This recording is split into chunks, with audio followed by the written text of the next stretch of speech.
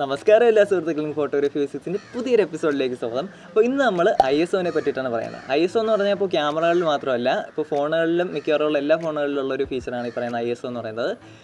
ഭൂരിഭാഗം എല്ലാ ഫോണുകളിലും ISO നമുക്ക് കൺട്രോൾ ചെയ്യാൻ പറ്റുമെന്നാണ് എൻ്റെ ഒരു വിശ്വാസം. എന്തായാലും ഇന്ന് നമ്മൾ ISOനെ പറ്റിയിട്ടാണ് പറയാൻ പോകുന്നത്. കഴിഞ്ഞ 2 വീഡിയോയിൽ നമ്മൾ ഷട്ടർ സ്പീഡും അതുപോലെ തന്നെ അപ്പേഴ്സിനെ പറ്റിയിട്ടാണ് പറഞ്ഞത്. അപ്പോൾ അതിൻ്റെ ചെറിയൊരു കണ്ടിന്യൂഷൻ എന്ന രീതിയിലാണ് ഈ വീഡിയോയും വരുന്നത്. അപ്പോൾ അത് കണ്ടിട്ടില്ല എന്നുണ്ടെങ്കിൽ അതിൻ്റെ ലിങ്ക് ഞാൻ ഡിസ്ക്രിപ്ഷനിൽ ഇട്ടേക്കാം. അത് കണ്ടിട്ട് വരുന്നതായിരിക്കും കുറച്ചുകൂടെ നല്ലത്. അപ്പോൾ നമുക്ക് സമയം കളയണ്ട, നേരെ വീഡിയോയിലോട്ട് പോകാം.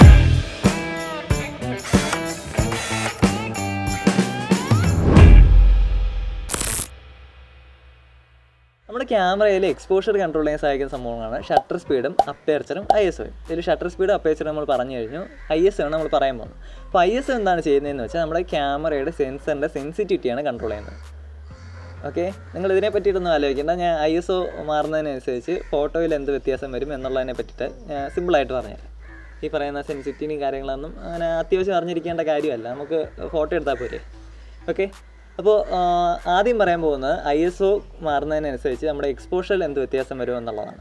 അപ്പോൾ ഞാൻ ഇവിടെ എന്താണ് ചെയ്യാൻ പോകുന്നതെന്ന് വെച്ചാൽ സെയിം ഫ്രെയിമിൽ പല ISO ഇട്ടിട്ട് ഞാൻ ഫോട്ടോ എടുത്ത് നിങ്ങൾക്ക് കാണിച്ചു തരാൻ പോകണം. അപ്പോൾ അത് കാണുമ്പോൾ നിങ്ങൾക്ക് മനസ്സിലാവും ഈ ISO മാറുന്നതിനനുസരിച്ച് എക്സ്പോഷറിൽ എന്ത് വ്യത്യാസം വരുന്നത്. അപ്പോൾ ആദ്യമായിട്ട് ഞാൻ എന്താണ് ചെയ്യുന്നതെന്ന് വെച്ചാൽ ISO ഏറ്റവും കുറച്ച്, അതായത് ഏറ്റവും കുറവെന്ന് പറയുന്നത് 100 ആയിരിക്കും മിക്കവാറും ഉള്ള ക്യാമറകളിൽ. അപ്പോൾ 100 ഇട്ടിട്ടാണ് ആദ്യത്തെ ഫോട്ടോ എടുക്കുന്നത്. അത് കഴിഞ്ഞിട്ട് ഞാൻ ഓരോ സ്റ്റെപ്പായിട്ട് കൂട്ടി ഫോട്ടോ എടുക്കാം. അപ്പോൾ അത് കാണാൻ പോയി.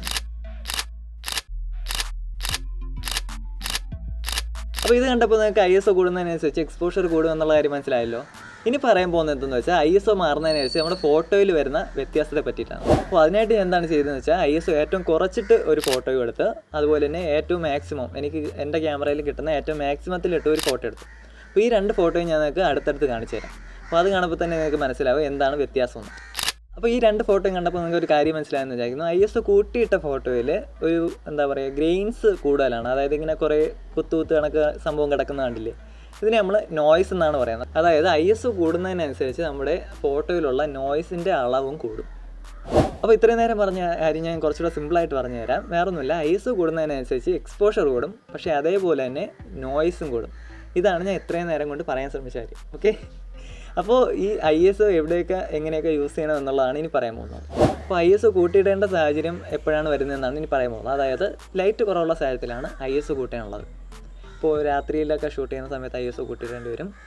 നമ്മൾ ഇൻഡോർ ഷൂട്ട് ചെയ്യുന്ന സമയത്ത് ചിലപ്പോൾ ISO കൂട്ടിയിടേണ്ടി വരും. അതായത് അതേപോലെ ലൈറ്റ് നമുക്ക് കുറവുള്ള സാഹചര്യത്തിലാണ് ISO കൂട്ടിയിടാനുള്ളത്.